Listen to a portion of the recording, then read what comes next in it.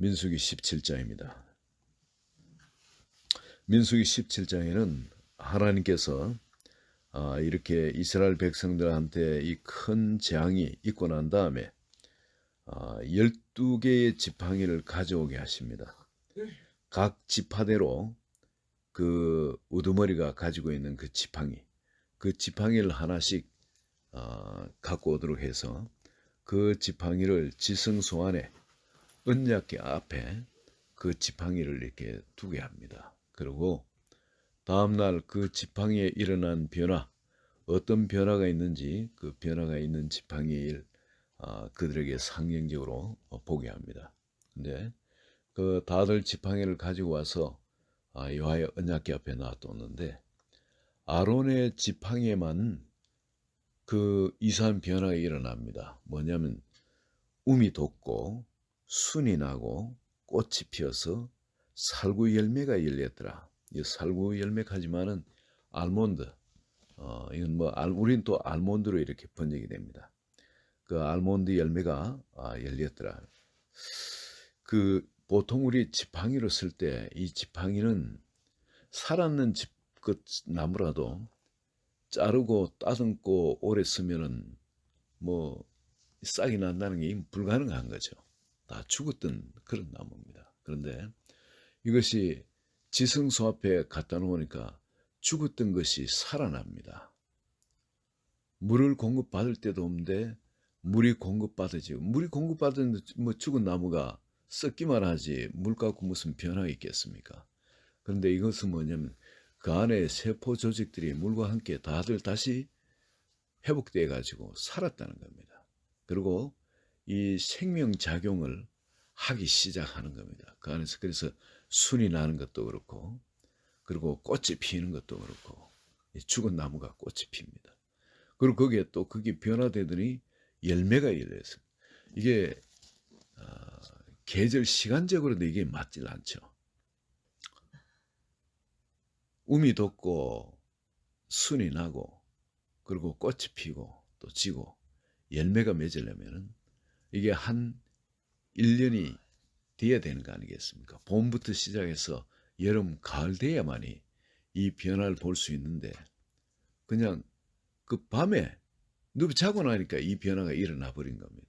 그래서 하나님께서는 이 그 죽은 지팡이에다가 하나님의 기적을 베풀어서 모든 사람이 보고 순종할 수 있도록 그렇게 만들어 주신 것이죠. 그리고 그 지팡이 어느 지팡이가 참 올바른 리더십을 가진 사람의 지팡이인가 한 것을 증거해 준 것인데, 근데 아론에게 그 열매가 나고 그런 변화가 있더라는 겁니다. 아론의 지팡이만. 다른 사람 지팡이에는 그런 변화가 일어나질 않습니다. 이거 뭐냐면 하나님께서 역사를 누구의 리더십을 통해서 그 일을 이룰 것인가 하는 거, 그걸 명백하게 보여주신 것이죠. 다른 많은 사람들이 나도 성령을 받았다. 그렇기 때문에 모세 너만 그러냐, 어떤 그런 것에 대해서 하나님이 보여주신 건 아무나 나를 가까이 해서 죽음을 당하지 않게 하라. 바로 이거죠.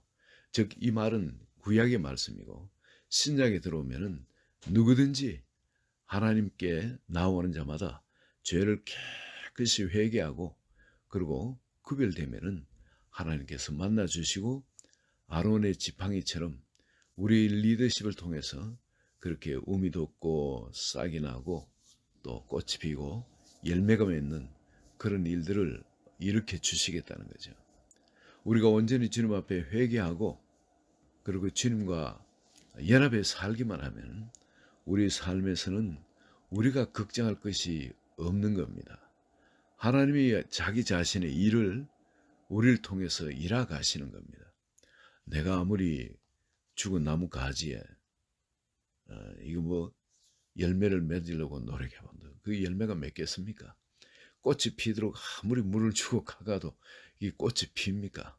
이 안 되는 겁니다. 그렇지만은 지성소 앞에 놓이면은 거기에는 역사가 일어납니다. 그래서 이 이스라엘 백성들 이 하나님께서 이것을 왜 이러셨나 하면은 하나님께서 이것을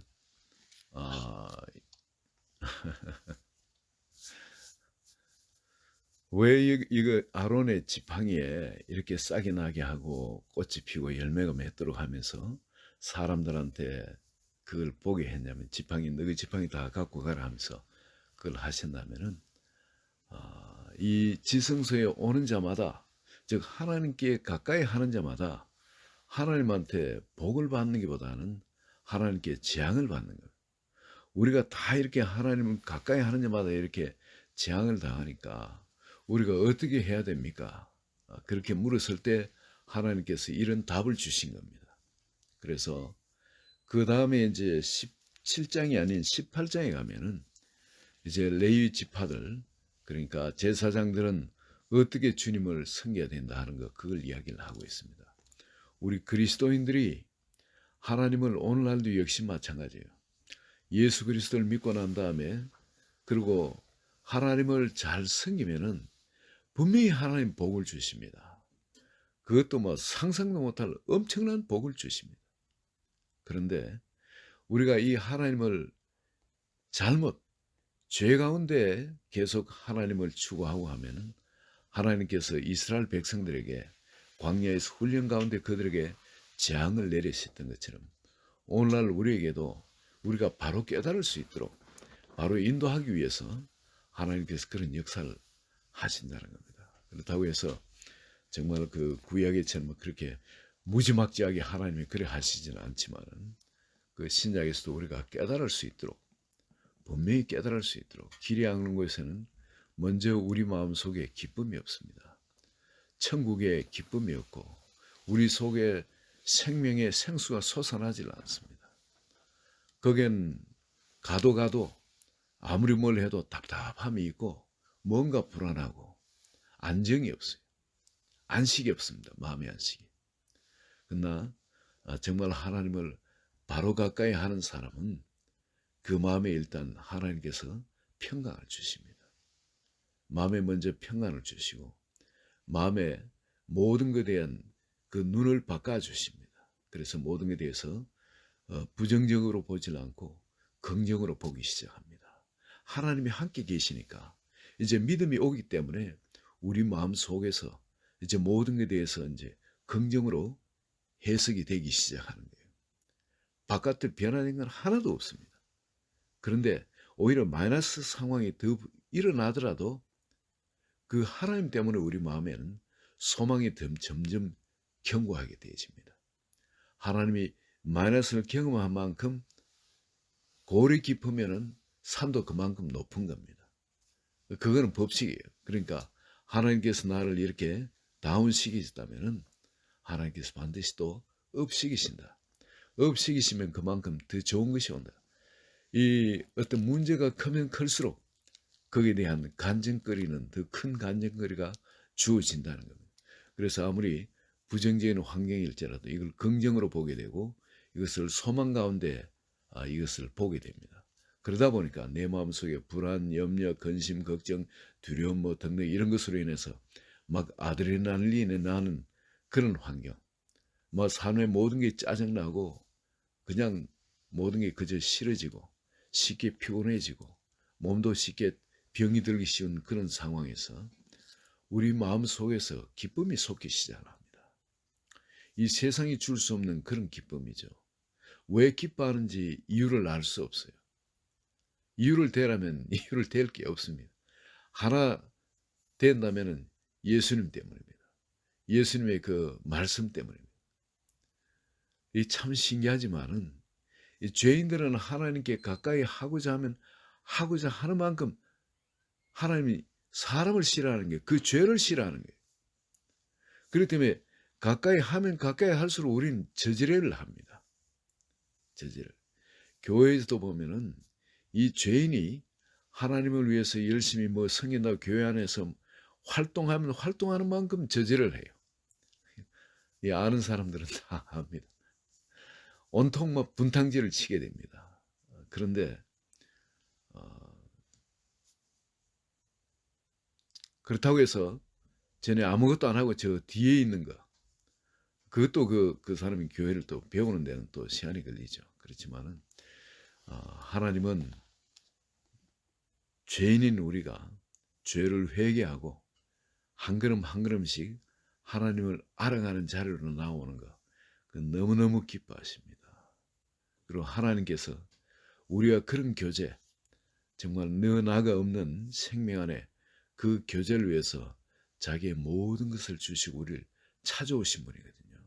그렇지만 우리가 그분을 맞이하러 나의 그 자의 모든 것, 이런 거 철저히 내려놓고 주님의 방식으로 우리가 주님을 맞으면은 주님도 너무너무 기뻐하시고 우리 삶에 하나님이 자기 정말 하나님이 기뻐하신 사람들한테는 하나님께서 놀라운 축복을 부으시는 것을 저는 주변 많은 사람을 통해서 그것을 봅니다. 기가 막힌 환경 가운데서도 하나님께서는 그 문제가 전혀 아닌 것처럼 그냥 하나님이 역사하시는 것, 그거를 육신의 건강을 통해서도 봤고 기적을 많이 체험했어요. 그걸 봤고, 그리고 또 그 사업장의 그 문제, 다 망해 끝나버린 사업장도 전문가들이 다 끝났다고 안 된다고, 절대 이건 안 된다고, 매달 엄청난 적자 나는 그런 사업장도 하나님께서 기적같이 다시 일으키시는 것도 봤고 말이죠. 사람과의 관계도 전혀 끝난 그런 관계도 다시 기적같이 다시 회복시키는 그런 것도 봤고, 아니 가정의 어떤 그런 문제들 등등, 여러분 이게 하나님께서는 정말 내가 없어지고 온전히 하나님을 섬기는 자, 어떻게 보면 쓸개조차 빼놓은 사람들 있죠. 그렇게 하나님 안에 자기가 없이 하나님을 온전히 섬기는 사람, 그런 사람한테는 하나님께서 정말 기적을 베푸세요. 하나님 역사를 하세요. 하나님 자기 아들을 아끼지 아니하시고 우리 모두에게 내주시니까 어찌 그 아들과 함께 그 모든 것을 우리에게 선물로 주시지 않겠냐 그럽니다. 여러분, 하나님께서 이 아론을 불러주시고 대제사장의 자리까지 죄가 없이 아론은 나올 수 있도록 방식을 배운 사람입니다. 또 그렇게 살고 있고, 그럴 때 아론의 지팡이에는 싹이 나고 또 열매가 맺게 하고 꽃도 피고 말이죠. 그런 생명의 변화가 그 안에 일어나는 것을 사람들이 보는 걸 보도록 하셨듯이 오늘날 이제 우리가 바로 그런 특권을 받은 사람들입니다. 그렇지만 하나님께서 얼마나 죄를 미워하시는가 하는 거, 내 생각, 내 방식, 이것이 아닌 거예요. 이제는 예수님 방식입니다. 예수님께서 말씀으로 우리를 어떻게 참 그 지성소 안에 만나고자 하는 거, 그 말씀을 분명히 보여주셨거든요. 그러니까 온전히 주님 방식으로 우리가 순종해서 주님께 나아가는데, 분명히 주님은 그 안에 아론의 지팡이에서 우미도 없고 싹이 나서 꽃이 피고 열매가 맺은 것처럼 우리 삶의 기적의 역사, 바로 그 죽은 지팡이가 그런 열매 꽃이 피고 열매가 맺는 일이 일어난 것처럼 우리 삶 가운데 반드시 그런 기적의 역사를 하나님께서 일하 주실 줄 믿습니다. 생명의 역사를 일하 주실 줄 믿습니다. 그런 꽃과 열매의 역사를 일하 주실 줄 믿습니다. 오늘 저녁에 바로 하나님의 아론에게 보여주신 우리에게 보여주신 것임에 오늘도 주님 지성소에서 주님과 기도 가운데 교제하는 한 분 한 분 되시기를 예수 그리스도의 이름으로 축원드립니다. 같이 기도합니다. 단 하나님께서는 죄를 너무나 싫어하시며 나의 옛자 주님 앞에 철저히 못을 받고 주님께서 광야에 훈련시키실 때 아버지 참 그걸 전적으로 순종하여서 요소와 갈렙이 그렇게 말씀에 순종하여서 믿음의 걸음을 걷는 것처럼 저희도 오늘 아버지 전적인 그 믿음의 걸음을 걷길 원합니다. 모든 것을 긍정으로 보고 모든 것을 소망으로 보고 나의 이성의 잣대로 판단하지 않고 전능하신 주님께 내 삶을 주관하고 계시고 보고 계시고 듣고 계시고 알고 계신 주님, 그 주님께 전적으로 맡기고 믿음의 걸음을 걷기를 원합니다.